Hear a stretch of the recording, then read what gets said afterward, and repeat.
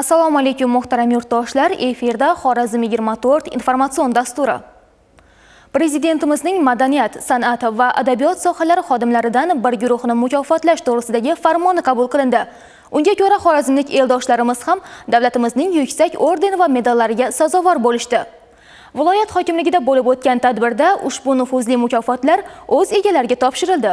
O'zining ko'p yillik samarali ilmiy ijodiy faoliyati, yorqin va betakror iste'dodi bilan xalqimizning madaniy, badiiy va intellektual salohiyatini yuksaltirish, milliy madaniyatimizni boyitish, mamlakatimizda madaniyat, san'at, adabiyot sohalarini rivojlantirish hamda ijtimoiy hayotdagi faol ishtiroki uchun e'tirof etilgan eldoshlarimizning munosib rag'batlantirilishi davlatimiz rahbarining madaniyat va san'at vakillariga katta e'tibor va g'amxo'rligi namunasi bo'ldi. Viloyat hokimligida o'tkazilgan tadbirda viloyat hokimining birinchi o'rinbosari Anvarbek Davletov tomonidan davlat mukofotlari o'z egalariga topshirildi.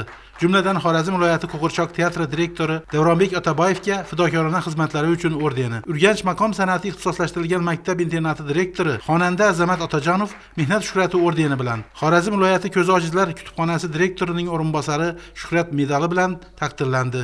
Prezidentimizning nazariga tushib, zarur kichkina mehnatlarimizni ordenlar bilan chiroqtirdilar. Qilingan mehnatlar oz bo'lsa ham ko'pmi qilingan ijodlar shu davlatimiz rahbarini e'tiborida turganimiz uchun ko'rsatmam. Mehnat qilsa baribir prezidentni nazariga tushasanga mana shuni buyuk his qilib turibman.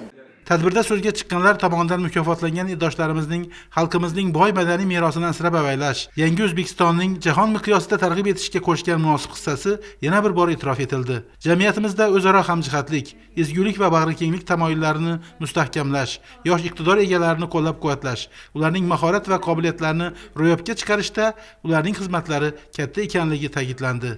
Prezidentimiz 2016-yildan boshlab kitobxonlik va kitob o'qish masalalarga juda katta e'tibor berayotgani, bu xalqimizning ma'naviyatini oshirishga, yoshlarimizni vatanparvar qilib tarbiyalashda katta rol o'ynaydi. Men ham shu 45 yildan beri shu kutubxona sohasida xizmat qilib kelyapman.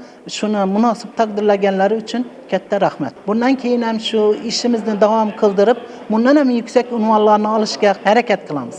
Inson hayotda yashar ekan, qaysi kasb egasi bo'lsa ham, xalqimizga munosib xizmat qilsa, uning fidokorona mehnatlari davlatimiz tomonidan munosib rag'batlantiriladi. Bu esa jamiyatda inson qadri har narsadan ustun ekanligidan dalolat beradi.